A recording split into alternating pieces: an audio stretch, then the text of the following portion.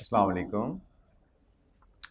और इस चैप्टर में मैं क्विकली अगर ग्लांस आपको करवा दूं हमने क्या क्या पढ़ा है बिफोर वी मूव फॉरवर्ड, क्योंकि टुवर्ड्स इसकी डिस्कशन बहुत लेंथी चैप्टर था नहीं, ये छोटा सा चैप्टर है, लेकिन एग्ज़ाम सिग्निफिकेंस आपको यहाँ से बता दी गई थी कि हिस्टोरिकली बजटिंग के साथ अल्टरनेट होके इस पे लॉन्ग क्वेश्चन आता रहा है। मॉडल पेपर में budgeting, then working capital, budgeting, then working capital, budgeting, और यहाँ पे आके थोड़ा सा रिसेंट टाइम में एग्जाम ने थोड़ा सा ट्रेंड ब्रेक किया, क्योंकि एग्जामिनर को जब लगे कि बच्चे ज़रा फॉलो करना शुरू कर रहे हैं तो ब्रेक कर देता है। जैसे यहाँ पे कंटिन्यूसली इसने 2 बजटिंग के क्वेश्चन दे दिए और एक एमसीक्यू सिर्फ उसने वर्किंग कैपिटल से डाला, जबकि इससे पहले एमसीक्यू शायद ये मॉडल पेपर में ही इस एरिया से आया था। तो मॉडल पेपर में एक एमसीक्यू आया था, एक एमसीक्यू अब दिया, बीच में लॉन्ग क्वेश्चन ही आते रहे हैं। तो अगर हम समराइज़ करें, ये लॉन्ग क्वेश्चन का हमारा चैप्टर है और एमसीक्यू के आने की प्रोबेबिलिटी कम है, और कमिंग टाइम में इसकी प्रोबेबिलिटी, इस चैप्टर से सवाल आने की प्रोबेबिलिटी काफ़ी ज़्यादा है, क्योंकि 2 दफ़ा बजटिंग से सवाल आ चुका है। अच्छा जी, इसमें हमने जो चीज़ें पढ़ी, वर्किंग कैपिटल की डेफिनेशन हमने पढ़ी। एक तो डेफिनेशन आपने अकाउंटिंग में पढ़ी हुई है, दूसरी हमने इसको फाइनेंस के रेफरेंस से वर्किंग कैपिटल क्या है उसको हमने डिस्कस किया। इसके ट्विन ऑब्जेक्टिव्स पे हमने बात की और इनके कॉन्फ्लिक्ट को हाईलाइट किया था।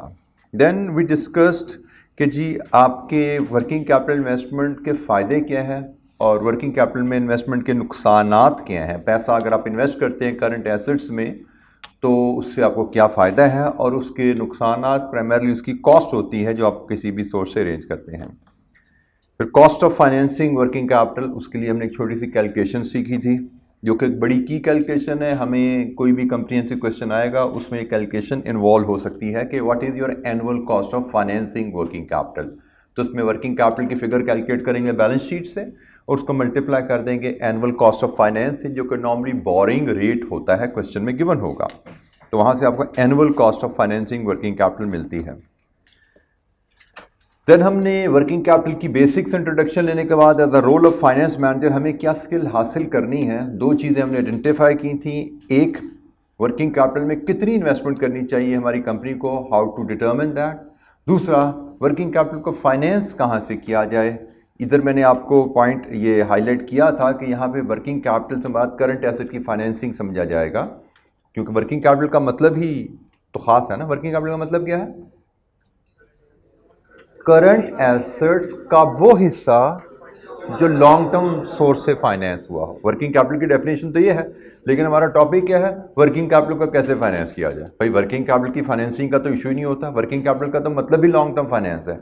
लेकिन यहाँ पे थोड़ी सी हम एकेडमिकली थोड़ी सी आप कह सकते हैं कि एक ग्रे एरिया सा आ जाता है, जहाँ पे वर्किंग कैपिटल फाइनेंसिंग से मुराद करंट एसेट फाइनेंसिंग समझा जाएगा। ठीक है, तो हम करंट एसेट को शॉर्ट टर्म लॉन्ग टर्म दोनों से फाइनेंस कर सकते हैं, क्योंकि हमने पढ़ा था करंट एसेट्स जो हम बाय करते हैं इसमें कुछ हिस्सा करंट लायबिलिटी से फाइनेंस होता है, और जो वर्किंग कैपिटल है वो लॉन्ग टर्म सोर्सेज से फाइनेंस होता है। तो हमारी वो रेशो कैसे डिसाइड की जाए, इसके रेफरेंस से हमारी 2 डिस्कशन आ गई थी। एक तो ये फैक्टर्स, कि इन फैक्टर्स को कंसिडर करके हमें देखना है हमारी कंपनी को कितने पैसे की ज़रूरत है इन्वेस्टमेंट के लिए, and then short term long term में चॉइस कैसे की जाए करंट एसेट की जो फाइनेंसिंग है।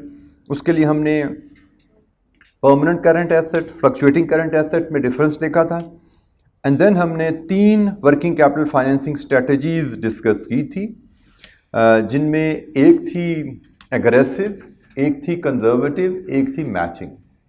ये 3 हमने फाइनेंसिंग स्ट्रेटजीज यहाँ पे डिस्कस की थी। मैचिंग स्ट्रेटजी क्या थी जी?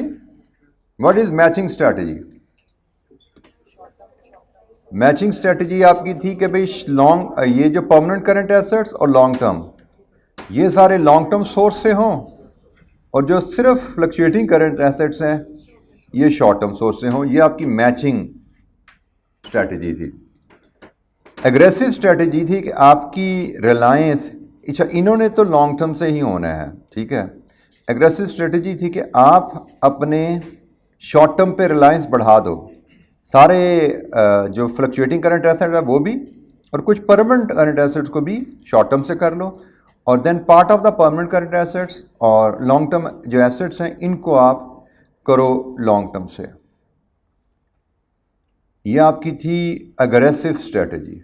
और कंजर्वेटिव स्ट्रेटजी थी कि भाई आप शॉर्ट टर्म पे रिलायंस कम कर दो, शॉर्ट टर्म पे रिलायंस कम कर दें आप, मतलब सिर्फ थोड़े से ही जो फ्लक्चुएटिंग करंट एसेट्स हैं उनको शॉर्ट टर्म से करें, फ्लक्चुएटिंग करंट एसेट भी लॉन्ग टर्म से, परमानेंट करंट एसेट भी लॉन्ग टर्म से, और फिक्स्ड एसेट्स तो लॉन्ग टर्म से होने ही होने हैं।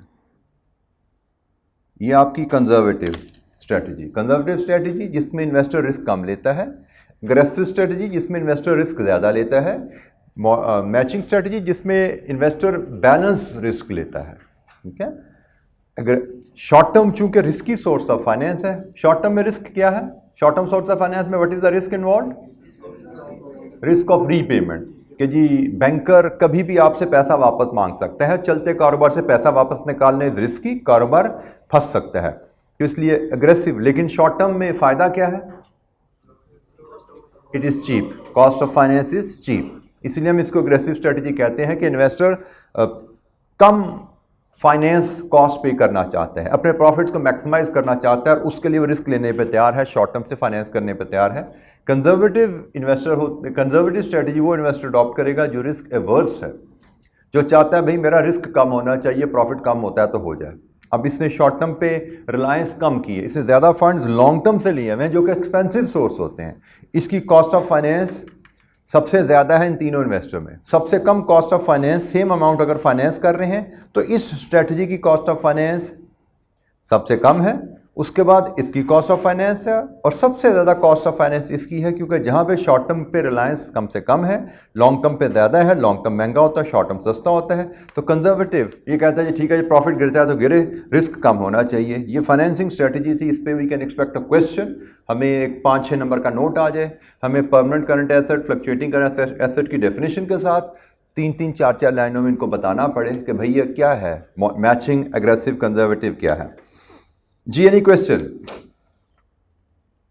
अच्छा जी, एक कैलकुलेशन में कैश ऑपरेटिंग साइकिल की डिस्कस की जो कि एक बड़ी अहम कैलकुलेशन है, और इसमें कुछ फार्मूलाज हमने डिस्कस किए थे, एक ये इक्वेशन थी इसमें, और फिर इस इक्वेशन के रेफरेंस से ये हमारे कुछ फार्मूलाज है जिसको हम वर्किंग कैपिटल पीरियड्स या वर्किंग कैपिटल टर्नओवर रेशियोज भी कहते हैं, which can be measured in days और which can be measured in times. दोनों तरीकों से कैलकुलेट किया जा सकता है, और डेज और टाइम्स का रिलेशनशिप भी हमने देखा था। ठीक है, तो हम एग्जामिनर डेज में, टाइम्स में कैलकुलेट करने को कहे, दोनों तरीकों से हमें आना चाहिए।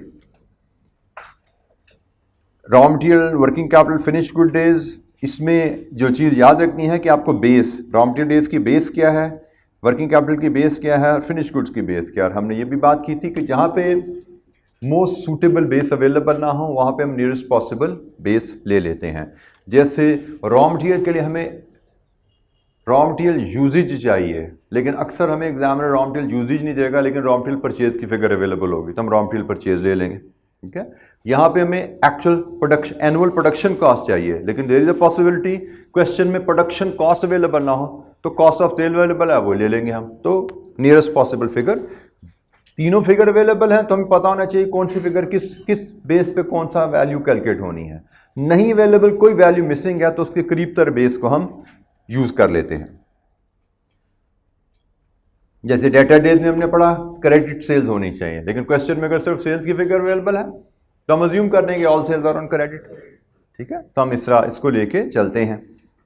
ये डेटर डेज और टर्नओवर का फार्मूला और क्रेडिटर डेज एंड टर्नओवर का फार्मूला, और इसकी बेसिस पे हमने कैश ऑपरेटिंग साइकिल कैलकुलेट करने की कुछ एक्टिविटीज़ भी देखी थी जी। कोई सवाल वर्किंग कैपिटल की डिस्कशन से, एनी इशू अभी तक जो मैंने रीकैप ले रहा था हमारी पिछले जो 1-2 लेक्चर थे उनकी डिस्कशन का, हमारे गालबन 2 या 2.5 लेक्चर इस एरिया पे गुजरे हैं इससे पहले जो आपको होमवर्क में मिले थे।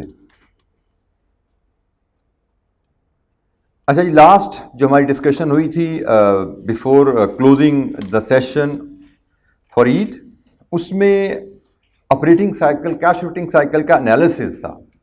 उसमें हमने कहा था हम कैश ऑपरेटिंग साइकिल को सिर्फ कैलकुलेट नहीं करना होता, हमने इसको एनालाइज करके देखना होता है कि वो इन कंपैरिजन विद इंडस्ट्री कैसा चल रहा है और उसका इन कंपैरिजन विद प्रीवियस ईयर कैसा चल रहा है। हमने अपने डेटर डेज, जब हम ऑपरेटिंग साइकिल की बात करते हैं तो उसके कंपोनेंट्स की बात करें, debtor days, creditor days, inventory days, हमने एक साल के कैलकुलेट किए, उसको इंडस्ट्री से कंपेयर किया कि हम इंडस्ट्री के मुकाबले में कहाँ खड़े हैं। एक साल के कैलकुलेट किए, पिछले साल से कंपेयर किया, हम पिछले साल के मुकाबले में कहाँ खड़े हैं, क्या हमारी परफॉर्मेंस बेहतर हो रही है या ख़राब हो रही है। तो उसके लिए कुछ डिस्कशन हमारी हुई थी कि हम इसको किस अंदाज से देख सकते हैं, क्योंकि वर्किंग कैश ऑपरेटिंग साइकिल के नंबर बदलने से हमारी इन्वेस्टमेंट्स बदल जाती हैं। हमने ये बात की थी कि अगर हमारे डेटर डेज, मैंने आपको डेटर डेज को एक और अंदाज भी देखने का बताया था। मैंने आपसे कहा था कि डेटर डेज 50 का क्या मतलब है। डेटर डेज 50 का क्या मतलब है कि आपका डेटर बैलेंस 50 दिन की सेल के बराबर है। डेटर डेज अगर आपके 50 आ रहे हैं, इसका मतलब आपका डेटर बैलेंस 50 दिन की सेल के बराबर है। अब डेटर बैलेंस हमारी बैलेंस शीट में एसेट साइड पे आ रहा है, करंट एसेट। अगर हम डेटर से कलेक्शन में लेजी हो जाएंगे तो डेटर बैलेंस, ये डेटर डेज बढ़ेंगे। डेटर डेज बढ़ने का मतलब डेटर बैलेंस बढ़ना, बैलेंस शीट में करंट एसेट बढ़ जाएंगे, और जब बैलेंस शीट में करंट एसेट बढ़ेंगे तो फाइनेंस लायबिलिटी साइड पे भी तो फाइनेंस बढ़ेगा ना, या वो शॉर्ट टर्म फाइनेंस बढ़ेगा या वो लॉन्ग टर्म फाइनेंस बढ़ेगा, बैलेंस शीट तो तभी बराबर होगी। तो डेटर डेज को कंट्रोल करना ज़रूरी है, इसको बढ़ाने, इसके बढ़ने का मतलब डेटर बैलेंस बढ़ना है, और डेटर बैलेंस बढ़ने का मतलब आपकी फाइनेंसिंग नीड बढ़ रहा है। ठीक है, फाइनेंसिंग नीड आपकी बढ़ जाती है, तो इसलिए हम इसको कंट्रोल करके चलना चाहते हैं। अच्छा, एक और अंदाज में देखिए, मेरे डेटर डेज 50 रहे, एक और एंगल जो हमने देखा था, लेकिन मेरी सेल्स बढ़ जाए। मेरी सेल्स पहले 100 मिलियन थी, अगले साल 120 मिलियन हो जाए, तो 100 मिलियन पे 50 दिन की सेल और 120 मिलियन की 50 दिन की सेल, फर्क है ना। तो या हमारे डेटर डेज बढ़ जाए या डेटर डेज वहीं खड़े हैं, सेल्स बढ़ जाए, दोनों सूरतों में हमारे डेटर्स का बैलेंस बढ़ जाता है। Same goes for creditor, same goes for inventory. ठीक है, ये चीज़ हम डिस्कस कर चुके थे, यहाँ तक हम पहुँच चुके थे। अब इससे आगे हमें एक अहम अपनी डिस्कशन है, इसी डिस्कशन को रिलेट करके आखिरी टॉपिक हमने जो है वो इस पे बात करनी है, जिसकी एक बेसिक इलस्ट्रेशन है, आगे चल के थोड़ी सी कम्प्रीहेंसिव इलस्ट्रेशन भी हम देखेंगे। कोई सवाल वर्किंग कैपिटल एरिया पे यहाँ तक किसी बच्चे के जहन में कोई बात समझ ना आई हो, मैंने कोशिश की 10 मिनट में इसका हम रीकैप ले लें पिछले 1.5-2 लेक्चर में, लेकिन कोई बात किसी बच्चे के जहन में पेंडिंग है, कोई क्वेरी है, पूछना चाहते हैं, पूछ लीजिए। अच्छा, एक छोटी सी इलस्ट्रेशन है। क्वेश्चन हमें ऑपरेटिंग साइकिल इंफॉर्मेशन की मदद से कहता है कि आप अपनी वर्किंग कैपिटल रिक्वायरमेंट बताइए। असल में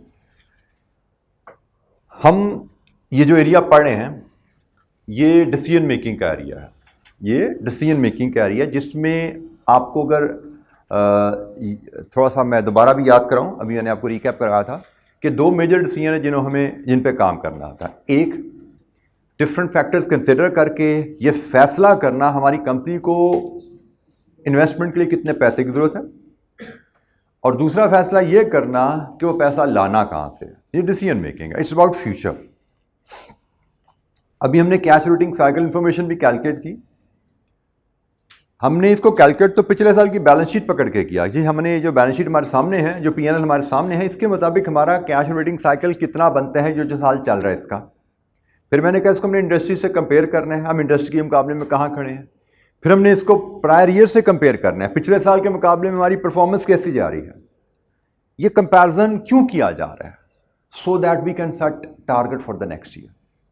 कि भाई पिछले साल तो हमारा डेटर डेज 50 था, कि अगले साल भी हमारा डेटर डेज 50 ही रहना चाहिए। पिछले साल तो पेएबल डेज हमारा 40 था, कि अगले साल भी पेएबल डेज हमारा 40 रहना चाहिए in comparison with industry standards, in comparison with our trends. पिछले साल हमारा इन्वेंट्री डेज 25 दिन था, कि अगले साल भी 25 रखना चाहिए। सो आप कैलकुलेट करते हो कैश ऑपरेटिंग साइकिल अपनी स्टेटमेंट ऑफ फाइनेंशियल पोजीशन से, अपनी स्टेटमेंट ऑफ पीएनएल से, इसको कंपैरिजन करके इंडस्ट्री से, इसको कंपैरिजन करके ट्रेंड से पास्ट ईयर के, आप फ्यूचर टारगेट सेट करते हो कि जी अगले साल हमारा डेटर डेज इतना होना चाहिए, क्रेडिटर डेज इतने होने चाहिए, इन्वेंट्री डेज इतने होने चाहिए। Once you set the target for of cash operating cycle, then हमने एक और कॉन्सेप्ट भी पढ़ा हुआ है कि हम अपनी सेल्स के भी टारगेट सेट करते हैं। डिटेल में अगर हमने आ जाना, अभी अगला टॉपिक हमारा बजटिंग का आएगा आगे चल के इंशाअल्लाह। सिर्फ कैश ऑपरेटिंग साइकिल का टारगेट सेट नहीं किया जाता, आप अपनी एक्टिविटी का टारगेट भी सेट करते हो कि अगले साल में सेल कितनी करनी है और इतने यूनिट्स बेचने के लिए हमें प्रोडक्शन कितनी करनी चाहिए और इतनी सेल्स और इतनी प्रोडक्शन के साथ हमारा रेवेन्यू और कॉस्ट ऑफ सेल्स क्या आएगा। ये सारे टारगेट्स भी सेट किए जाते हैं। जब आपके पास अगले साल के लिए कैश ऑपरेटिंग साइकिल का टारगेट आ गया, अगले साल के लिए आपको अपनी एक्टिविटीज का टारगेट मिल गया, इस इंफॉर्मेशन को यूज करके हमें कहा जाता है डिटरमिन वर्किंग कैपिटल रिक्वायरमेंट। अगले साल की तरह वर्किंग कैपिटल रिक्वायरमेंट तो निकालो, क्योंकि हमने भी क्या पढ़ा, हमारे ऑपरेटिंग साइकिल इंफॉर्मेशन बदले या हमारी एक्टिविटी बदले। जैसे चलो थोड़ा स्कोर नैरो डाउन करते हैं, हमारे डेटर डेज बदले या हमारी सेल्स बदले, दोनों से डेटर बैलेंस बदलता है ना। इसी तरह हमारे क्रेडिटर डेज बदले और हमारी परचेजेस की फिगर बदले, क्रेडिटर बैलेंस बदलेगा। हमारी कॉस्ट ऑफ सेल बदले और हमारी इन्वेंट्री डेज बदले, इनमें से कोई भी बदले, हमारा इन्वेंट्री बैलेंस बदलेगा। जब मेरा डेटर, क्रेडिटर और इन्वेंट्री बदलता है तो मेरे current asset minus current liabilities क्या हुआ, working capital. Current asset minus current liabilities working capital. तो मैंने कहा जी मेरी सेल्स बदले, मेरी परचेजेस बदले, मेरी कॉस्ट ऑफ सेल बदले, मेरे डेटर डेज बदले, मेरे क्रेडिटर डेज बदले, मेरे इन्वेंट्री डेज बदले, मेरे करंट एसेट, मेरे करंट लायबिलिटीज बदल जाएंगे। जब करंट एसेट, करंट लायबिलिटीज बदल गई तो मेरी वर्किंग कैपिटल रिक्वायरमेंट बदल गई। अच्छा जी, वर्किंग कैपिटल रिक्वायरमेंट बदल गई, इसका मतलब अगले साल चेंजेस की वजह से मेरी वर्किंग कैपिटल रिक्वायरमेंट बदलेगी। पिछले साल हो सकता है मुझे वर्किंग कैपिटल रिक्वायरमेंट 10 मिलियन का चाहिए था, अगले साल चेंजेस की वजह से मेरी projected working capital requirement 12 million आ रही है। ये हम साल शुरू होने से पहले प्रोजेक्शन करते हैं। वर्किंग कैपिटल रिक्वायरमेंट साल शुरू होने से पहले निकालते हैं, अगले साल मेरी वर्किंग कैपिटल रिक्वायरमेंट क्या होने वाली है, उसको कंपेयर किया जाता है करंटली मेरी कितनी इन्वेस्टमेंट है। फॉर एग्जाम्पल मेरी करंट इन्वेस्टमेंट 10 मिलियन है, मैंने प्रोजेक्टेड वर्किंग कैपिटल निकाली 12 मिलियन, कि अगले साल मैं जो काम करना चाह रहा हूं उसके लिए वर्किंग कैपिटल मुझे 12 मिलियन का चाहिए। तो क्या हाईलाइट हुई, डेफिशिएंसी, 2 मिलियन की डेफिशिएंसी आ गई। मुझे पता लग गया कि भाई अभी तक जो मैं काम कर रहा था 10 मिलियन से गुजारा हो रहा था, अगले साल जो मैं काम करना चाहता हूं उसके लिए मुझे 12 मिलियन वर्किंग कैपिटल में चाहिए।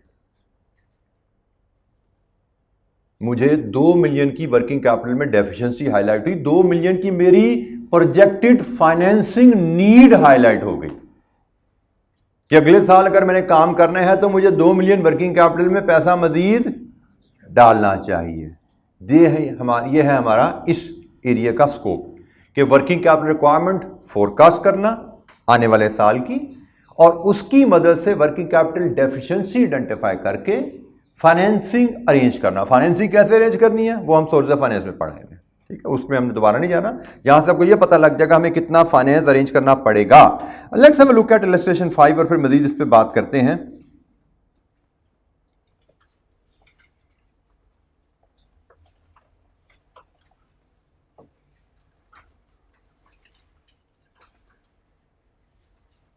अच्छा जी, इलस्ट्रेशन नंबर 5,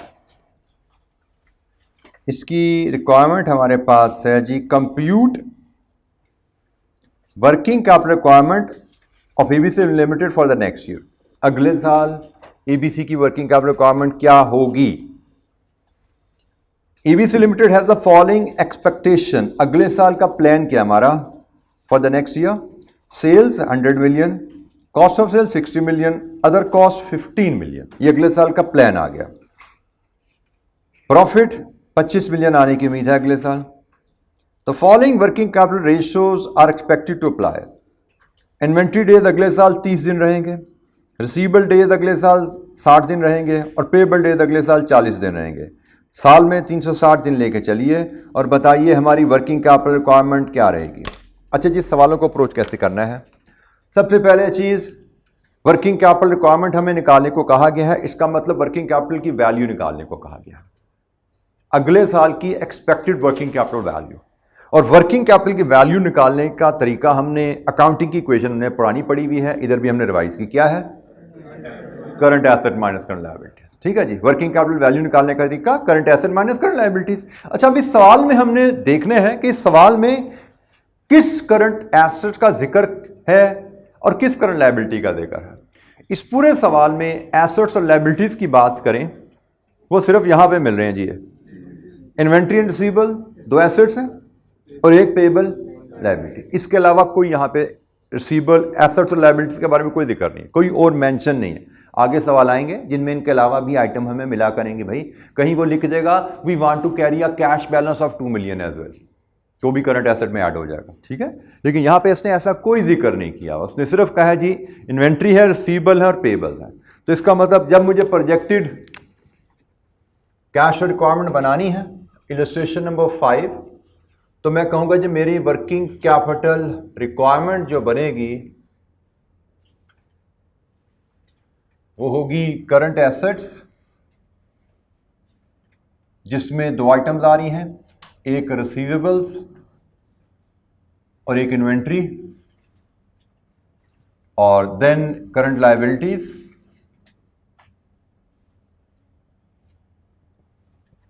जिसमें एक आइटम आ रही है क्रेडिटर्स। इनको हम जब नेट करेंगे current assets minus current liabilities, तो हमें वर्किंग कैपिटल रिक्वायरमेंट मिल जाएगी।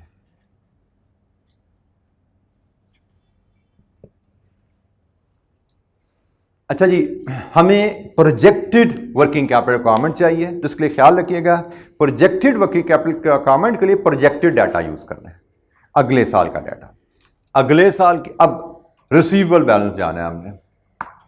रिसीवेबल बैलेंस की कहानी हमने वर्किंग कैपिटल टर्नओवर रेशियोज के रेफरेंस से पढ़ी हुई है कि अगर मेरे रिसीवेबल डेज 60 हैं तो इसका क्या मतलब है, receivable balance equal to 60 days of sales, ठीक है। ये मेरा अगले साल मुझे बताया गया है, अगले साल मेरा रिसीवेबल डेज 60 होगा। इसका मतलब अगले साल मेरा रिसीवेबल बैलेंस अगले साल की 60 दिन की सेल के बराबर रहेगा। यह है अगले की साल की सेल, और यहां पे ख्याल रखना है क्रेडिट सेल्स। लेकिन यहां पे चूंकि क्रेडिट और कैश का डिफरेंस नहीं है तो हम सेल्स को क्रेडिट सेल्स ही लेकर चल रहे हैं, ठीक है। अगले साल की सेल 100 मिलियन होगी, साल की सेल 60 दिन की सेल के बराबर पैसा डेटर में रहेगा। तो मैं इसको कैसे कैलकुलेट करता हूं आसानी से, 100 मिलियन साल की सेल है, 360 से डिवाइड कर दो एक दिन की सेल, इंटू 60 कर दो 60 दिन की सेल, रुपीज इन मिलियन में 16.67। ये जी अगले साल का मेरा रिसीवेबल बैलेंस रहने वाला है, क्योंकि रिसीवेबल बैलेंस की बेस क्रेडिट सेल्स होती हैं। क्रेडिट सेल्स 100 मिलियन एक साल की हैं, तो मेरा रिसीवेबल डेज 60 का मतलब 60 दिन की सेल्स के बराबर रिसीवेबल बैलेंस। साल की सेल, एक दिन की सेल, 60 दिन की सेल अगले साल क्या होंगी, उसके बराबर मेरा रिसीवेबल बैलेंस रहेगा। इन्वेंट्री डेज की कैलकुलेशन के लिए बेस डाटा क्या होता है? इन्वेंट्री डेज का formula inventory balance over cost of sales into 365 days in a year, यही था ना फॉर्मूला। तो इन्वेंट्री डेज की कैलकुलेशन का बेस होता है कॉस्ट ऑफ सेल्स, तो अकॉर्डिंगली इन्वेंट्री बैलेंस के लिए भी हम जो बेस वैल्यू यूज करेंगे वो कॉस्ट ऑफ सेल रहेगी। अगले साल की मेरी कॉस्ट ऑफ सेल 60 है और अगले साल का मेरा इन्वेंट्री डेज कितने हैं? 30। अब मैं इस इन्वेंट्री डेज 30 को अगर इंटरप्रेट करूं तो मैं कहूंगा कि अगले साल मेरा इन्वेंट्री बैलेंस 30 दिन की कॉस्ट ऑफ सेल के बराबर होगा, यही ना इंटरप्रिटेशन। अगले साल मेरा इन्वेंट्री बैलेंस 30 दिन की कॉस्ट ऑफ सेल के बराबर होगा। तो अगले साल की कॉस्ट ऑफ सेल्स, एक दिन की कॉस्ट ऑफ सेल्स, 30 दिन की कॉस्ट ऑफ सेल्स 5 मिलियन। लीजिए जी, ये अगले साल मेरा इन्वेंट्री बैलेंस क्या दिखेगा मेरी बैलेंस शीट में। इन्वेंट्री डेज की कैलकुलेशन की बेस वैल्यू है cost of sales, accordingly inventory balance के लिए हम कॉस्ट ऑफ सेल डाटा को लेकर चल रहे हैं। रिसीवेबल डेज की कैलकुलेशन के लिए बेस वैल्यू होती है credit sales, accordingly receivable balance के लिए हम क्रेडिट सेल्स का डाटा लेके चलते हैं।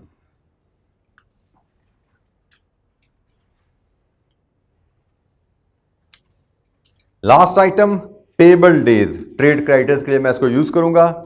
पेबल डेज कैलकुलेट करने के लिए बेस वैल्यू क्या होती है? Credit purchases. Credit purchases is the base value जिससे ऊपर हम क्रेडिटर डेज कैलकुलेट करते हैं। क्या मुझे यहां पे क्रेडिट परचेज का डाटा अवेलेबल है? जब सूटेबल डाटा अवेलेबल ना हो, करीब तक डाटा कॉस्ट ऑफ सेल ले लेंगे, तो हम क्रेडिटर बैलेंस भी कॉस्ट ऑफ सेल में मेजर करेंगे। एक साल की कॉस्ट ऑफ सेल्स 60 है, एक दिन की cost of sales divide by 360, corrected days 40, कितना बना जी? 6.67। लीजिए जी, यहां से आप अपना करंट वर्किंग कैपिटल रिक्वायरमेंट निकाल लीजिए अगले साल की। कितना जी? 15 मिलियन। ये हमारी है प्रोजेक्टेड वर्किंग कैपिटल रिक्वायरमेंट। अगले साल अगर हमने ये एक्टिविटी लेवल हासिल करना है और इन ऑपरेटिंग साइकिल रेशो को मेंटेन करना है, debtor days, inventory days, payable days के इन डेज को मेंटेन करना है, और ये एक्टिविटी हमने टारगेट करनी है अगले साल, तो इसके लिए हमारे पास 15 मिलियन वर्किंग कैपिटल इन्वेस्टमेंट होनी चाहिए। इसमें एक स्टेप जो इस क्वेश्चन में रिक्वायर्ड नहीं है, फर्दर आ सकता था, हो सकता है आपको करंट बैलेंस शीट दी जाती और उसमें आपको करंट इन्वेस्टमेंट गिवन होती, current investment in working capital given होती से 12 मिलियन, और आपसे पूछा जाता how much additional investment in working capital you will need, 3 million additional working capital finance required.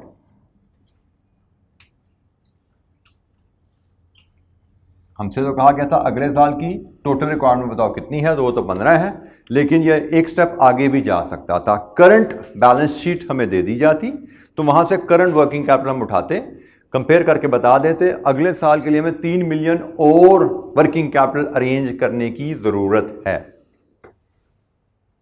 Working capital requirement determine करना, इस पे we can expect a full fledge question, past paper question भी देखेंगे हम इंशाअल्लाह, लेकिन इस पे एक रेगुलर क्वेश्चन आने की एक्सपेक्टेशन रहती है।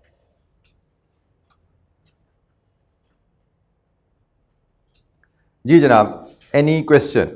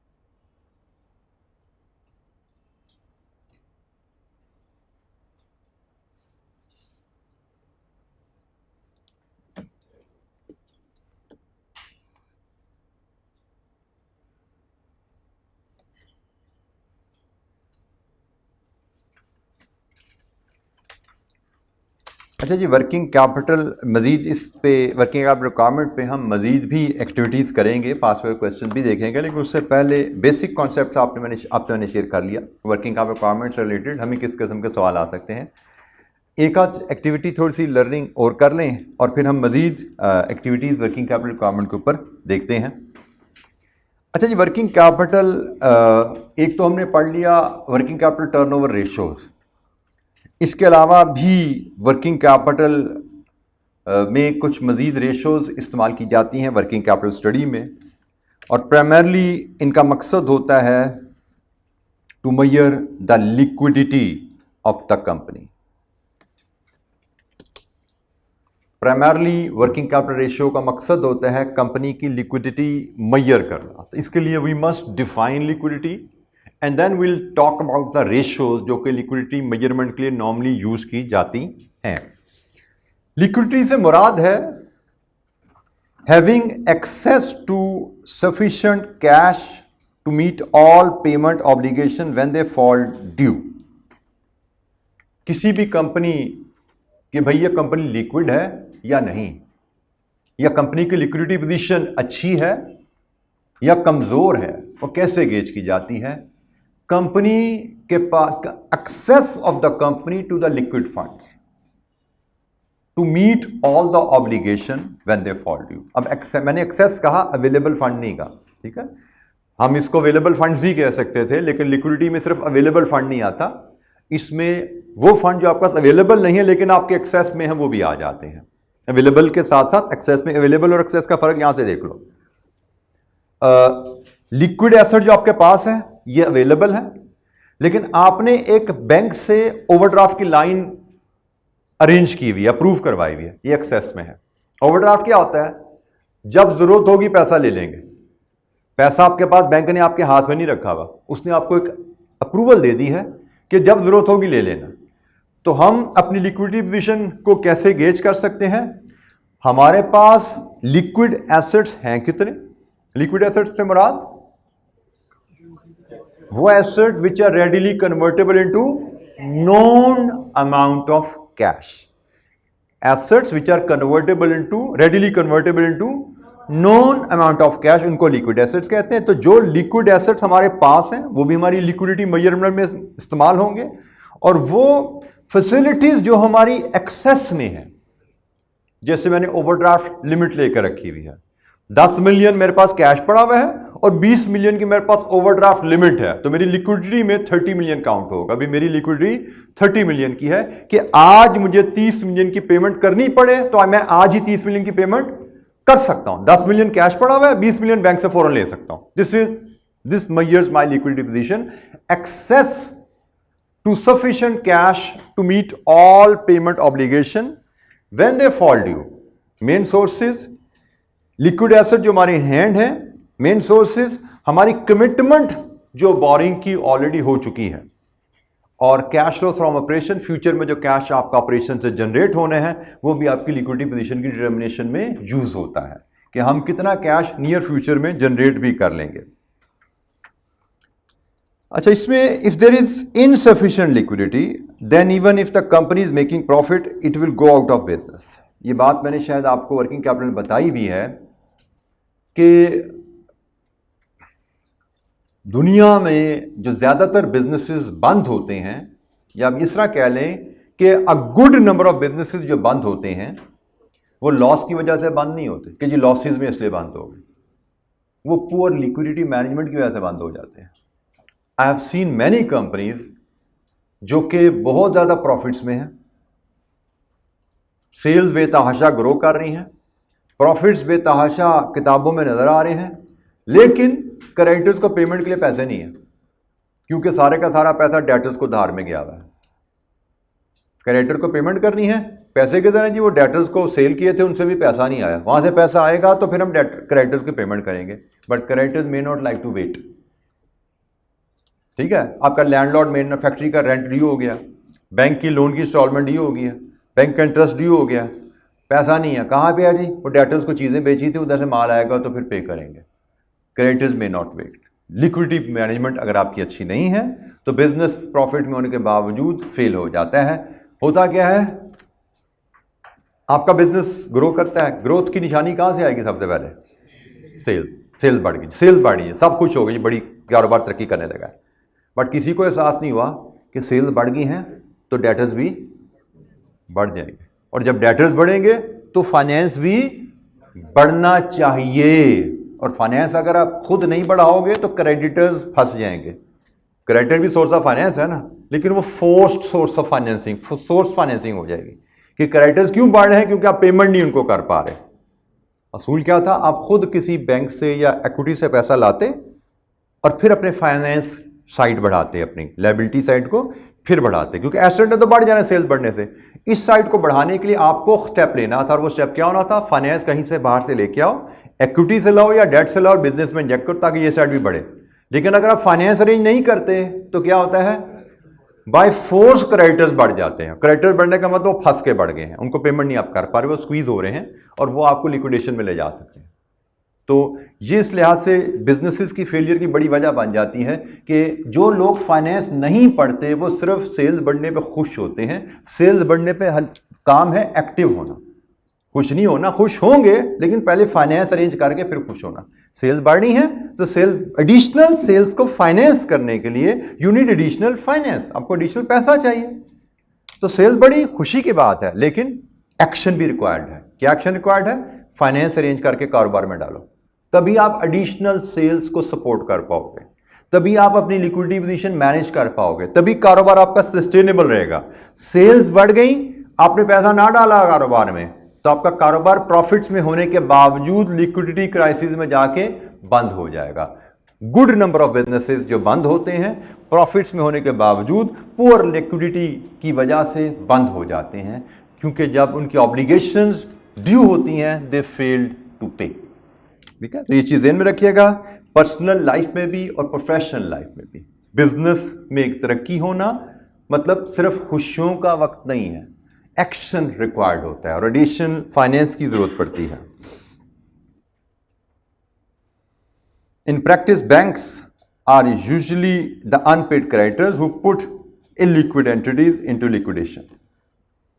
अच्छा, लिक्विडिटी मेजरमेंट के लिए हम जो रेशियो इस्तेमाल करते हैं, दो रेशियोज हैं जिनसे आप फेमिलियर हैं, एक करंट रेशियो, एक क्विक रेशियो, जिसको एसिड टेस्ट रेशियो भी कहा जाता है। ऐसे ही है। तो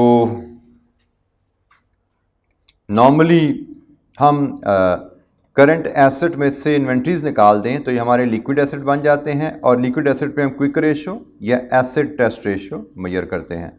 ये दो रेशियोज हमारी लिक्विडिटी की मेजरमेंट के लिए इस्तेमाल होती हैं, along with working capital turnover ratio. Working capital turnover ratios भी लिक्विडिटीज की मेजरमेंट में इस्तेमाल होंगी, लेकिन वो ट्रेंड के लिए, इंडस्ट्री कंपैरिजन के लिए। ये दो स्पेसिफिक रेशियोज हैं जिनसे आप फेमिलियर हैं। अच्छा जी, अब हम ये दो एक्टिविटीज़ हैं इलस्ट्रेशन 6 और 7, इनमें हम वर्किंग कैपिटल रिक्वायरमेंट और ये रेशियोज की बात दोबारा देखते हैं।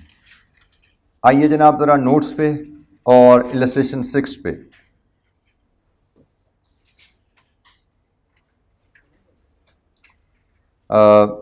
What are the current and quick ratios. Current और क्विक रेशियोज बताइए क्या है इस कंपनी की। A company's annual sales are 80 million with a markup on cost of 60%. It normally settles payables 2 months after purchases are made, holding 1 month's worth of demand in inventory. It allows the receivable 1.5 months credit and its cash balance currently stands at 5 million. Current and quick ratio measure कीजिए इस company की। तो भाई हमें सबसे पहले तो ध्यान में लाने इनके फार्मूला। करंट और क्विक रेशियो का फार्मूला, करंट एसेट रेशियो का फार्मूला क्या है? Current assets over current liabilities. तो चलें हम करंट रेशियो के रेफरेंस से बात करें। अगर मैंने एक कंपनी की करंट रेशियो कैलकुलेट करनी है तो इसके लिए मुझे इसके करंट एसेट्स और करंट लायबिलिटीज की इंफॉर्मेशन चाहिए, बिल्कुल ऐसे ही जैसे हमें यहाँ पे करंट एसेट्स और करंट लायबिलिटीज की इंफॉर्मेशन चाहिए। सेम अंदाज में मैं करंट एसेट और करंट लायबिलिटीज की इंफॉर्मेशन अरेंज करूंगा और वहां से फिर मैं इसकी करंट रेशियो मेजर कर लूँगा। ठीक है जी, तो हम चलते हैं जी करंट एसेट्स और करंट लायबिलिटीज़ की इंफॉर्मेशन अरेंज करने के लिए इलस्ट्रेशन नंबर 6। और क्वेश्चन को जब पढ़ते हैं तो मुझे यहाँ से पता लग रहा है कि मेरे पास करंट एसेट्स में 3 आइटम्स हैं। कौन कौन सी? Receivables, inventory, cash. ठीक है जी, तो जनाब करंट एसेट्स में मेरे पास 3 आइटम्स हैं। इस क्वेश्चन की इंफॉर्मेशन के मुताबिक इनकी वैल्यूज मैं ले आता हूं। एक रिसीवेबल्स, एक इन्वेंट्री और एक कैश। यहां से हम करंट एसेट बना लेंगे और करंट लायबिलिटीज में हमारे पास एक ही आइटम यहां पे नजर आ रही है ये, और वो क्या है? पेएबल्स। ट्रेड पेएबल्स कह लीजिए, ट्रेड क्रेडिटर्स कह लीजिए, एक ही बात है। ये हमारे पास एक ही आइटम यहां पे आ रही है।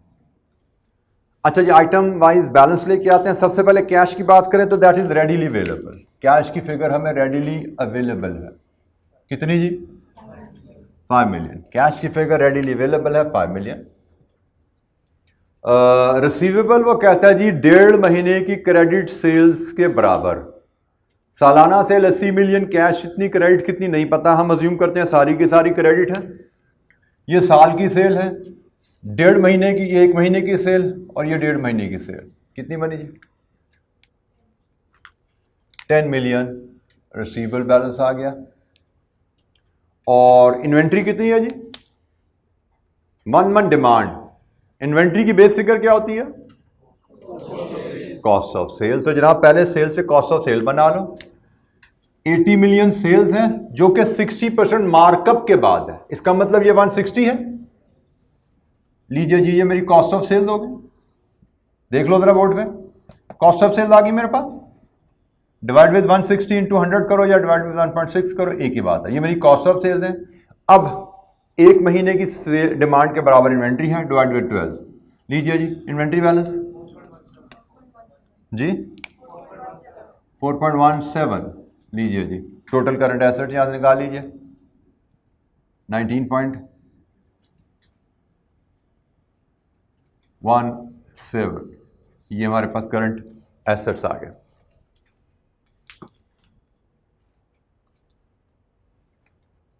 करंट लायबिलिटीज में एक फिगर है पेबल्स, और उसने कहा जी 2 महीने। पेबल्स की बेस फिगर क्या होती है? क्रेडिट परचेज, लेकिन क्रेडिट परचेज ना हो तो कॉस्ट ऑफ सेल। बिल्कुल ठीक है जी। तो कॉस्ट ऑफ सेल की फिगर मेरे पास ये आ रही है 81.6 ओवर 12 इंटू 2, 8.33। अच्छा यहाँ पे एक चीज़ बेटा और भी देखिए, हम थोड़ा स्मार्टली काम भी कर सकते थे। ये बात तो समझ आ गई ना हमें। मैं एक स्मार्ट काम क्या कर सकता था भाई, दोनों की बेस तो कॉस्ट ऑफ सेल ही है ना, इसका पीरियड 1 महीना, इसके पीरियड 2 महीना, तो मैं अल्टरनेटिवली सिंपली 4.17 to 2 भी कर सकता था। ठीक है, अल्टरनेटिवली मैं इसकी वर्किंग ऐसे भी प्रेजेंट कर सकता था, बजाय इसके मैं इतनी वर्किंग ऐसे शो करूं, मैं ऐसे भी शो कर सकता था कि दोनों की बेस यहाँ पे सेम है, बेस सेम है, पीरियड का सिर्फ फर्क है, यहाँ पे 1 है, यहाँ पे 2 है, तो इसको सिंपली 2 कर दो, फिगर आ जाती है। दोनों तरीके ठीक है, ये भी ठीक है, ये भी ठीक है, लेकिन मैं कह रहा हूं कि we should be prepared to act smartly. हम स्मार्टली काम करने की आदत डालें, उससे यह है कि जहन भी हमारा शार्प होता जाता है। चीज़ों के रिलेशनशिप के बारे में जब हम सोचते हैं तो हमारी अंडरस्टैंडिंग उनकी क्विक होती जाती है, और एग्जामिनेशन में क्वेश्चन को समझने में ज़रा हमारी स्पीड आ जाती है, क्वेश्चन के सोल्यूशन को प्रेजेंट करने में हमारी एफिशिएंसी आ जाती है। तो सोच के चीज़ों को करने का डालिए, रिलेशनशिप का आपस में स्टडी किया कीजिए कि जो हम चीज़ें कर रहे हैं।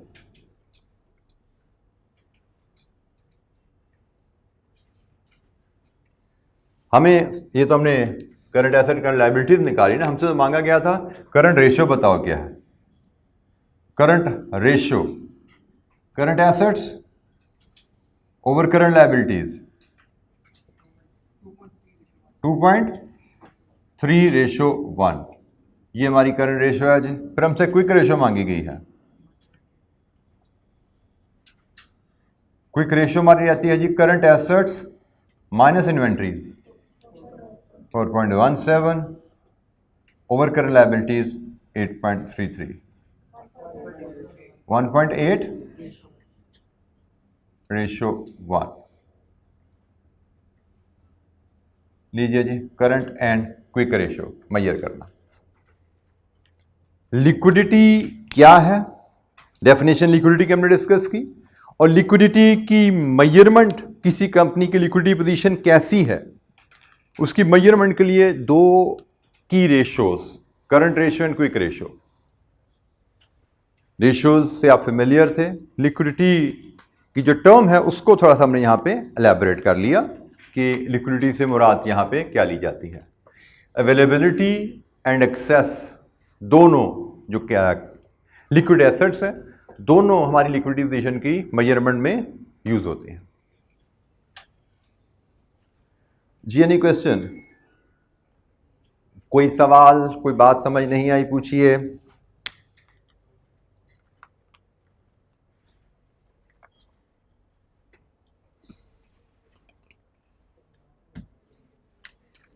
जी बेटा, working capital value current assets one current liabilities क्या हमारी नेगेटिव भी हो सकती है, बिल्कुल नेगेटिव भी हो सकती है, but normally working capital value has to be positive. In very rare circumstances it can be negative, but normally it stays positive.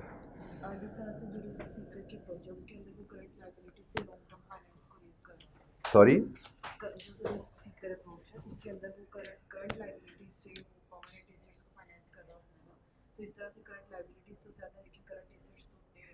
बेटा परमानेंट एसेट हमारे हैं तो करंट एसेट के ना, वो लॉन्ग टर्म एसेट नहीं हमारे, वो हमने करंट एसेट के 2 हिस्से किए हैं।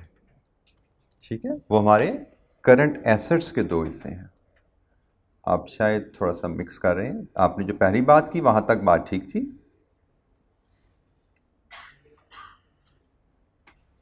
लेकिन ये दोनों मिला के ये मेरे करंट एसेट्स हैं। ठीक है, ये दोनों मेरे ये करंट एसेट्स हैं और ये शॉर्ट टर्म फाइनेंस, ये शॉर्ट टर्म फाइनेंस, ये short term finance. In all the cases मेरी शॉर्ट टर्म फाइनेंसिंग मेरे करंट एसेट्स से कम है। Current assets minus current liabilities मेरी पॉजिटिव फिगर ही आ रही है। इस डायग्राम्स को आप गलत इंटरप्रेट कर रहे हो, इस डायग्राम से ऐसी चीज़ हाईलाइट नहीं हो रही। बट प्रैक्टिकली यस, मैंने आपको बताया देयर आर सर्टन बिजनेसेस जिनमें वर्किंग कैपिटल नेगेटिव होता है। वर्किंग कैपिटल नेगेटिव मतलब वहाँ पे डेटर्स होते ही नहीं है।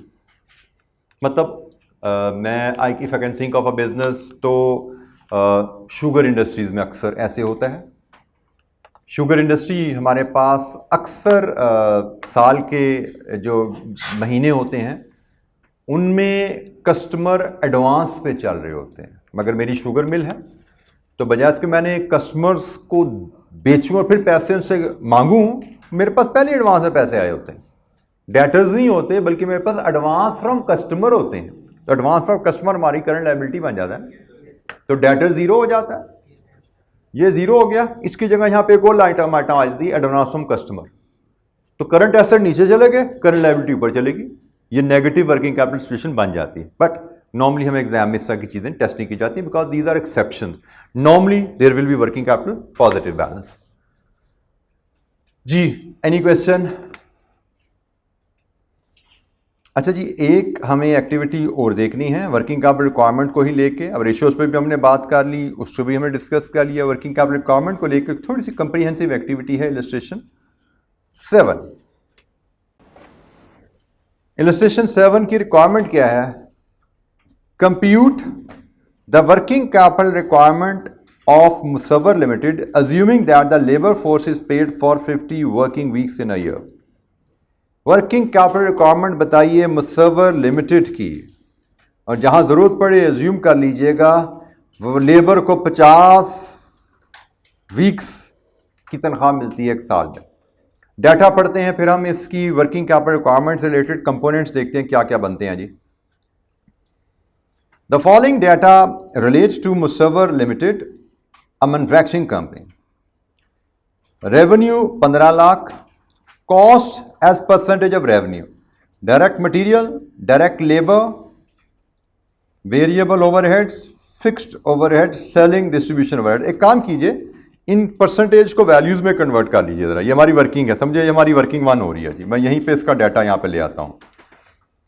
Cost as a percent, direct material 30% of sales 4,50,000, 25% of sales direct labour है 375,000, variable overhead 10% of sales 1.5 lakh,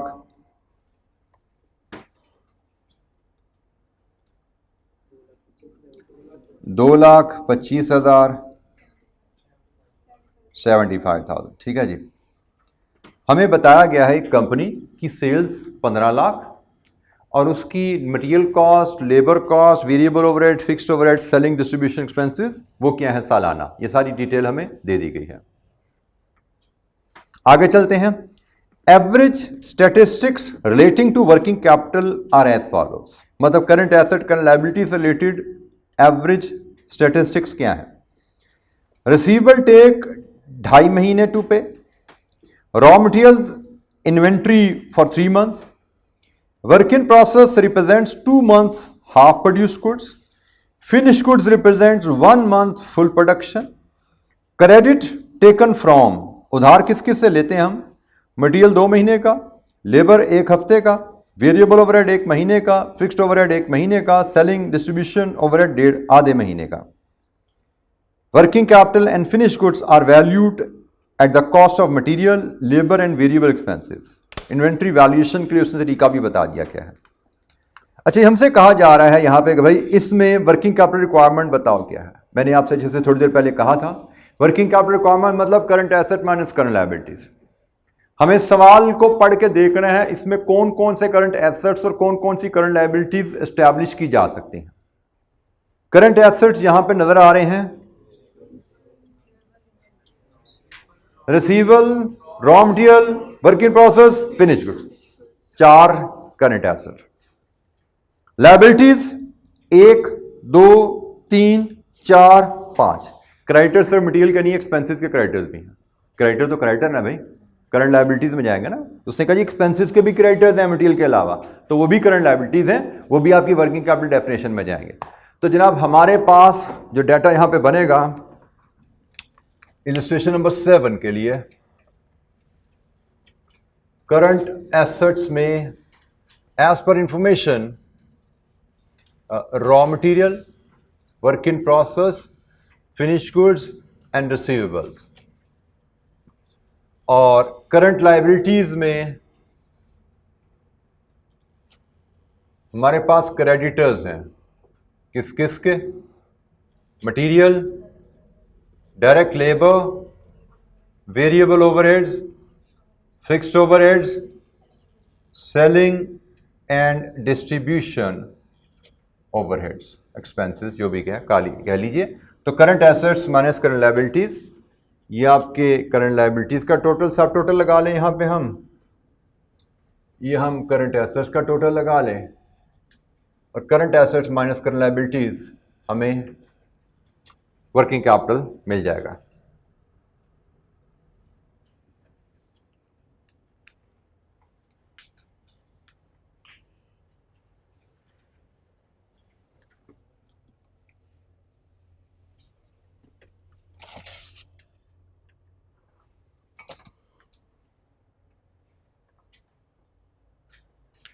disturb नजर आ रहा है कहीं पे किसी के बच्चे को भाई?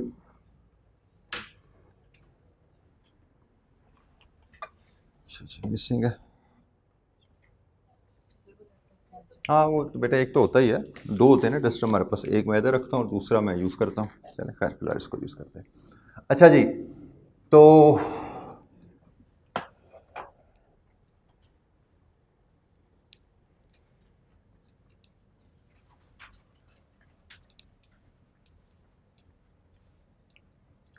वन बाय वन जो फिगर हमें अवेलेबल हैं, सारी फिगर तो सारी अवेलेबल है भाई।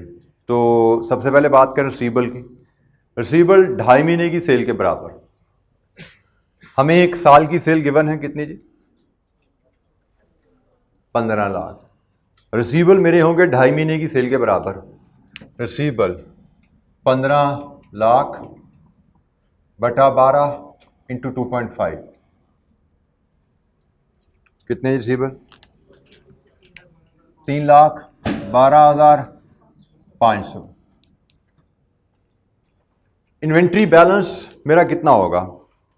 Raw material are in inventory for 3 month, मतलब मटेरियल ये रॉ मटेरियल है, डायरेक्ट मटेरियल रॉ मटेरियल एक ही बात है ना भाई। साल का मटेरियल मेरा 4,50,000 है, साल में जो मटेरियल मैं इस्तेमाल करता हूं वो 4,50,000 है।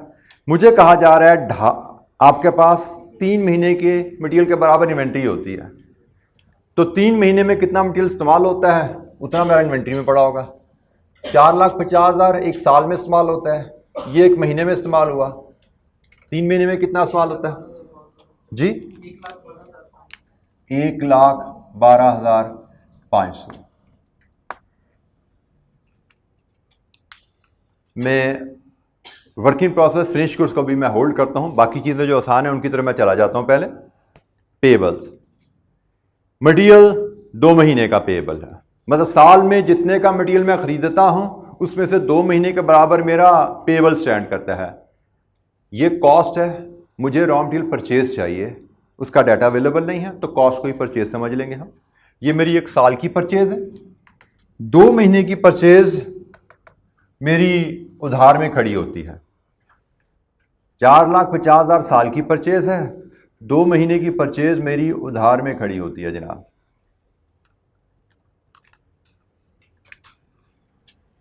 $4,50,000 बटा 12 इंटू 2 75,000। नेक्स्ट क्रेडिटर्स हैं लेबर के। 1 हफ्ते की तनख्वाह मेरी क्रेडिटर की उधार, लेबर की उधार में खड़ी होती है। लेबर की साल की तनख्वाह कितनी है? 375,000 लेबर की साल की तनख्वाह है। साल में कितने हफ्ते हैं? 50। एक हफ्ते की तनख्वाह उधार में खड़ी होती है, क्रेडिटर खड़े होंगे, कितनी जी? 7500। वेरिएबल ओवरहेड मेरे साल के हैं 1,50,000 और एक महीने के वेरिएबल ओवरहेड मेरे उधार में खड़े होते हैं। 1,50,000 मेरे साल का खर्चा है, एक महीने का खर्चा मेरा उधार में खड़ा होता है, क्रेडिटर में खड़ा होगा, तो कितना होगा क्रेडिटर वेरिएबल ओवरहेड का? 12,500। साल का फिक्स्ड ओवरहेड का खर्चा 2,25,000 और फिक्स्ड ओवरहेड एक महीने का खर्चा उधार में खड़ा होता है। 2,25,000 बटा 12, 18,750। सेलिंग एंड डिस्ट्रीब्यूशन, साल का खर्चा 75,000 और आधे महीने का खर्चा उधार में खड़ा होता है। साल का खर्चा 75,000 तकसीम 12 इंटू 0.5, 3125। लीजिए जी, क्रेडिटर्स तो हमारे सारे पूरे हो गए। क्रेडिटर का सम तो यहां से कर लीजिए, 116,875, ये क्रेडिटर्स का सम हमारा आ गया जी। Any question? किसी बच्चे को दिक्कत? अभी तक हमने सिर्फ लायबिलिटीज में ट्रेड क्रेडिटर्स को डील किया था, अब यहां पे ट्रेड क्रेडिटर्स मतलब रॉ मटेरियल के क्रेडिटर के अलावा बाकी क्रेडिटर्स भी आ गए, तो कोई इशू नहीं। कॉन्सेप्ट वही है कि भाई हमने कुछ कॉस्ट हमारी पेबल में स्टैंड करेगी, हाउ टू मेजर दैट, उसके लिए सेम कॉन्सेप्ट को हमने यूज करते हुए यहां पे एक्सपेंसेस के क्रेडिटर्स भी मेजर कर लिए जी। किसी बच्चे को कोई हेल्प चाहिए, पूछिए।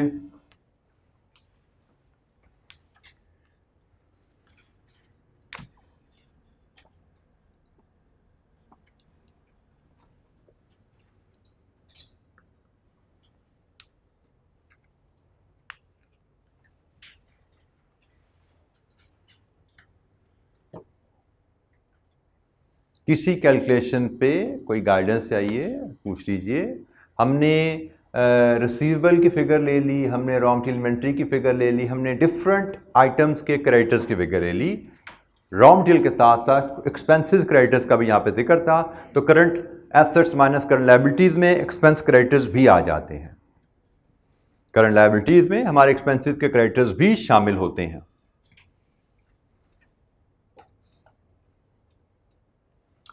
अच्छा जी, इन्वेंट्री, फिनिश गुड्स और वर्क इन प्रोसेस से डील करने के लिए ये जुमला जो आखिर में लिखा हुआ है इसको जरा पढ़ लीजिए।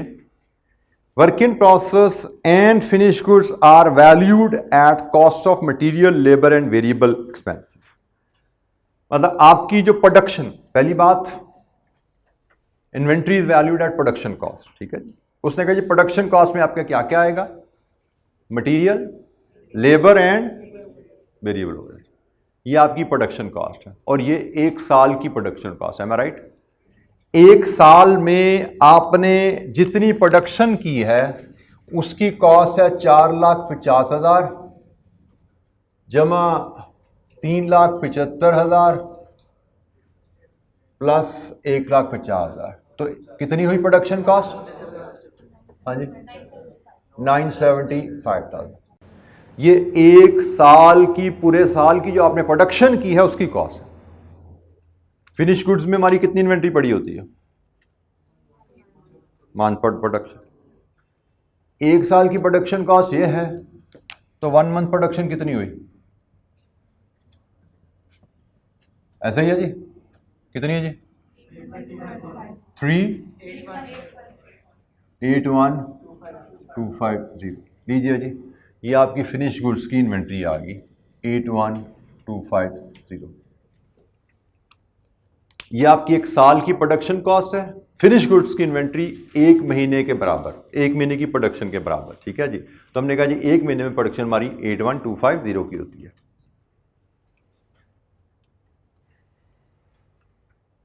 सवाल को ध्यान से पढ़ा तो हमें पता लग गया कि वर्किंग कैपिटल, फिनिश गुड में क्या क्या कॉस्ट शामिल होनी है। फिनिश गुड्स में 3 कॉस्ट शामिल होनी है। वर्किंग प्रोसेस भी इन्हीं 3 कॉस्ट पे वैल्यू किया जाएगा, लेकिन फिनिश गुड्स के रेफरेंस से material, labour and variable overheads, इन तीन कॉस्ट को मिला के प्रोडक्शन कॉस्ट कहा जाता है।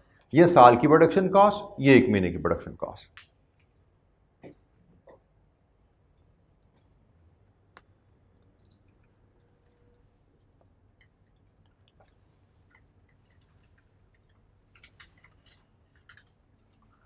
वर्क इन प्रोसेस देखिएगा, represents 2 months half produced goods.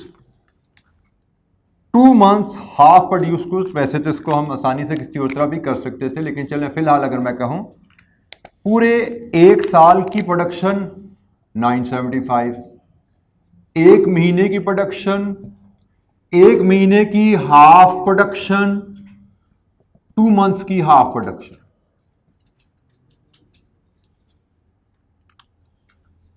Working capital, work in process जो आपके 2 months की हाफ प्रोडक्शन को रिप्रेजेंट कर रहा है। 2 months की हाफ प्रोडक्शन को रिप्रेजेंट कर रहा है। ये वर्किंग, ये प्रोसेस कॉस्टिंग वाला कॉन्सेप्ट। हाफ प्रोड्यूस है तो हाफ कॉस्ट लगी होगी, ठीक है, हाफ प्रोड्यूस तो हाफ कॉस्ट लगी है। ये एक महीने की फुल कॉस्ट है, ये एक महीने की हाफ कॉस्ट है, ये 2 महीने की हाफ कॉस्ट। 81250 लीजिए जी, दिस कंप्लीट्स द स्टोरी। ये कितना ही करंट एसेट 5500 और वर्किंग कैपिटल 470625। ये एक बड़ी कंप्रिहेंसिव इलस्ट्रेशन है हमारी वर्किंग कैपिटल के एरिया पे, जिसमें हमने करंट एसेट्स, करंट लायबिलिटीज की काफ़ी ज़्यादा आइटम्स को डील किया। आप कह सकते हैं कि कैफ लेवल से एक रीजनेबल एग्जामिनल क्वेश्चन है ये आपका।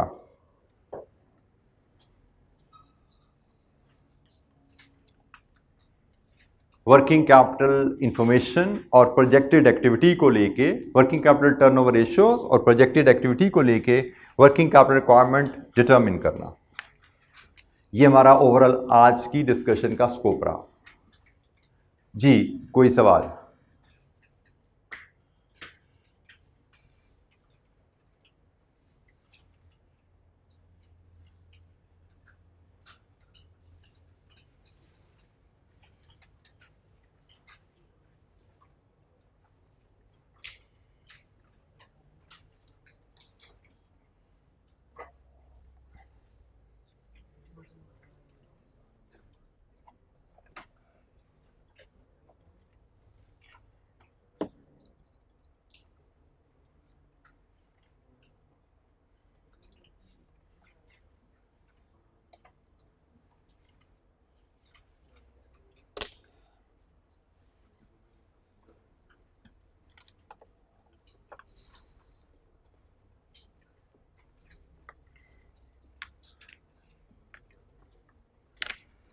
अच्छा जी, एक और रेशो जो अगेन कंपनी की वर्किंग कैपिटल एडिक्वेसी को, वर्किंग कैपिटल एडिक्वेसी को मेजर करने के लिए देखी जा सकती है, that is sale revenue to net working capital ratio.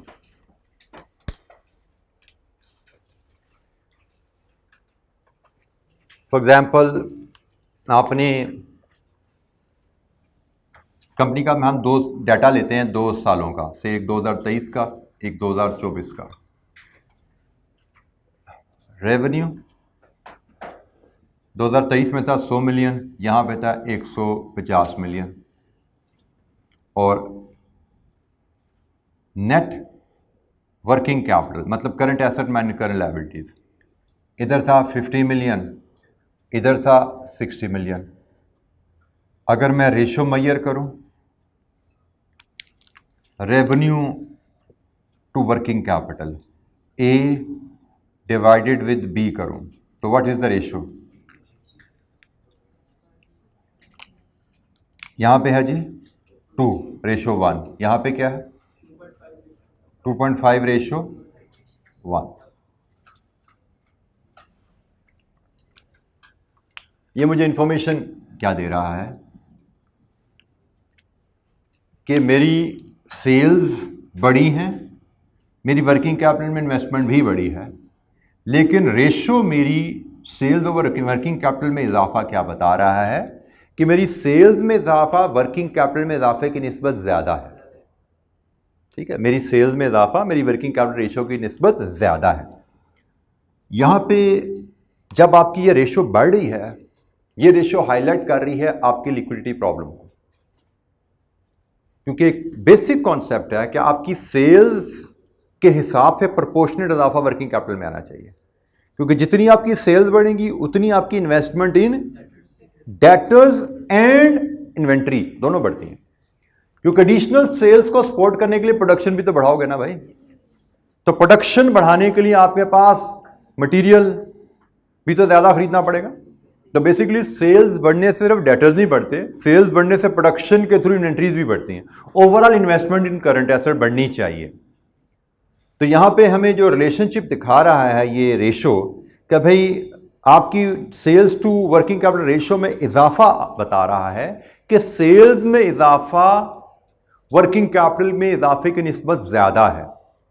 और अगर ये इजाफा आपको रेशो में नजर आ रहा है तो इसका मतलब आपकी कंपनी लिक्विडिटी प्रॉब्लम की तरफ जा रही है। आप लिक्विडिटी को current assets, current ratio, quick ratio से भी मेजर कर सकते हो। करंट रेशो का ट्रेंड क्या है? अगर बेहतर हो रहा है तो लिक्विडिटी इंप्रूव हो रही है, अगर करंट रेशो नीचे जा रही है तो लिक्विडिटी ड्रॉप हो रही है। क्विक रेशो अगर ऊपर को जा रही है, ईयर ऑन ईयर बढ़ती जा रही है, इसका मतलब आपकी लिक्विडिटी बेहतर हो रही है। Quick ratio year on year नीचे जाती जा रही है, ट्रेंड बता रहा है, तो इसका मतलब आपकी लिक्विडिटी खराब हो रही है। सेम केस, अगर आपकी sales to working capital ratio बढ़ रही है, इसका मतलब आपकी लिक्विडिटी खराब हो रही है। अगर आपकी sales to working capital ratio drop हो रही है, इसका मतलब लिक्विडिटी आपकी इंप्रूव हो रही है। ये इनवर्स इंफॉर्मेशन दे रहा है, ठीक है, क्योंकि सेल्स बढ़ने के साथ प्रोपोर्शनेट इजाफा आना चाहिए वर्किंग कैपिटल में। यहां पे आप देख रहे हो इधर सेल्स में इजाफा आ रहा है 50% का और इधर इजाफा आ रहा है सिर्फ 20% का, प्रोपोर्शनेट नहीं है। सेल्स में भी इजाफा है, वर्किंग कैपिटल में भी इजाफा है, लेकिन प्रोपोर्शनेट नहीं है। सेल्स में इजाफा बहुत ज्यादा है, उसके हिसाब से इन्वेस्टमेंट सफिशिएंट नहीं हुई कारोबार में। सेल्स में इजाफा 50% आया, इन्वेस्टमेंट में इजाफा सिर्फ 20% आया। इसका मतलब आपने इन सेल्स में इजाफे को सपोर्ट करने के लिए सफिशिएंट फंड्स कारोबार में नहीं डाले हैं लेकिन सफिशिएंट नहीं डाले। यही चीज इधर रिफ्लेक्ट हो रही है इंक्रीजिंग रेशियो में। Sales to working capital ratio बढ़ती है, इसका मतलब आपकी सेल्स में इजाफा ज्यादा है, इंजेक्शन फंड्स की कम है, पैसे आपने कम डाले हैं, लिक्विडिटी पोजीशन खराब हो रही है। इजाफा सेल्स में ज्यादा, पैसों में इजाफा कम, लिक्विडिटी पोजीशन की खराबी है। सेल्स इस रेशो के बढ़ने से रिफ्लेक्ट हो रही है। इस रेशो के बढ़ने का मतलब है लिक्विडिटी पोजीशन पुअर हो रही है। इस रेशो के वाइस वर्सा, ये रेशो अगर गिरती है इसका मतलब लिक्विडिटी पोजीशन बेहतर हो रही है। बट हमें यह भी ख्याल रखना है बेटा, हमने लिक्विडिटी को बैलेंस में रखना होता है। ये शायद हमने बात शुरू के लेक्चर में, पहले लेक्चर में पढ़ी थी, ऑब्जेक्टिव की बात करते कि भाई हमने लिक्विडिटी भी एडिक्वेट रखनी है, प्रॉफिटेबिलिटी को भी नजर में रखना है, क्योंकि liquidity will have a cost. तो लिक्विडिटी हमने एडिक्वेट रखनी है, जरूरत से ज्यादा नहीं रखनी। तो रेशो का जहां पे बढ़ना नुकसानदेह है, वहां पे रेशो का गिरना भी नुकसानदेह है। बढ़ने से लिक्विडिटी क्राइसिस में हो और गिरने का मतलब लिक्विडिटी जरूरत से ज्यादा है हो रही है। शायद आपकी लिक्विडिटी बढ़ती जा रही है, शायद जिसकी जरूरत नहीं है आपको जरूरत के मुताबिक लिक्विडिटी रखनी है, क्योंकि liquidity will have a cost. जरूरत से ज्यादा खर्चा हमने नहीं करना, क्योंकि अगर हम जरूरत से ज्यादा लिक्विडिटी रखेंगे, हम जरूरत से ज्यादा खर्चा कर रहे हैं, हम अपनी प्रॉफिटेबिलिटी को कॉम्प्रोमाइज कर रहे हैं। हमने यही बात की थी शुरू में कि लिक्विडिटी और प्रॉफिटेबिलिटी में कॉन्फ्लिक्ट होता है, हमें इसको बैलेंस करना सीखने हैं। We should have adequate liquidity, जितनी जरूरत है उतनी लिक्विडिटी हमें रखनी है। लेकिन ये रेशियोज हम पढ़ते हैं, क्विक रेशियो, करंट रेशियो, और अब ये revenue to working capital ratio, liquidity को गेज करने के लिए, हमारी लिक्विडिटी पोजीशन में बेहतरी आ रही है या डिटेरियोरेशन आ रही है, उसको गेज करने के लिए। जी एनी क्वेश्चन? रेशियोज आप कोई भी निकालो, उसको दो एंगल से हमेशा कंपेयर किया जाएगा। एक स्टैंड अलोन रेशियो का भी कोई मतलब नहीं होता उसका। आपने करंट रेशियो निकाली, आपकी करंट रेशियो 1.8 आ गई, इस अकेली रेशियो का कोई मतलब नहीं है। Unless you compare it to competitor और प्रीवियस ईयर। इन दो कंपैरिजन के बाद आप उस रेशियो के मतलब समझ पाते हो कि रेशियो ठीक है या नहीं है। स्टैंड अलोन रेशियो कुछ नहीं है, हमेशा comparison with competitor will tell you, comparison with previous year will tell you कि ये रेशियो इसके मुताबिक आपकी परफॉर्मेंस बेहतर है, खराब है। ठीक है जी, एनी क्वेश्चन, कोई सवाल?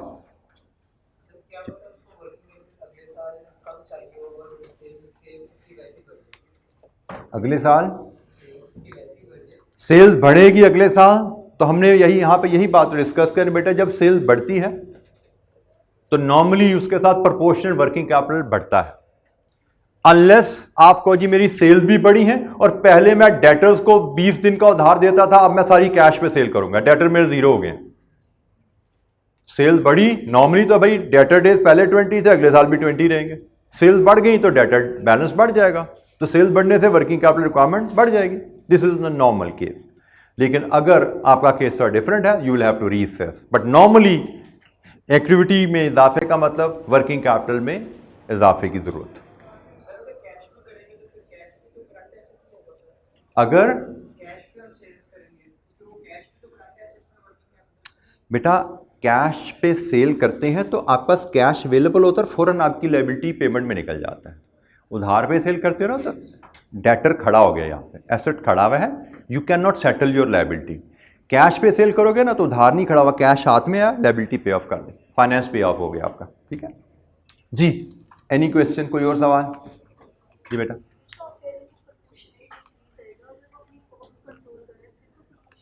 जी बेटा, मैंने कहा अगर कुछ चीज़ें आप कॉस्ट कंट्रोल कर रहे हो, डेटर डेज कंट्रोल कर रहे हो, इन्वेंट्री डेज बदल रहे हो, उनको मैनेज कर रहे हो, तो डेफिनेटली प्रोपोर्शनेट नहीं होगा। But in the absence of any other information proportionate आता है। लेकिन बाकी चीज़ें हैं तो उसके हिसाब से आपको रीमेजर करना पड़ेगा। बट इन जनरली हम उसको समझते हैं this ratio should be maintained unless you are trying to manipulate it with some other strategy. ठीक है,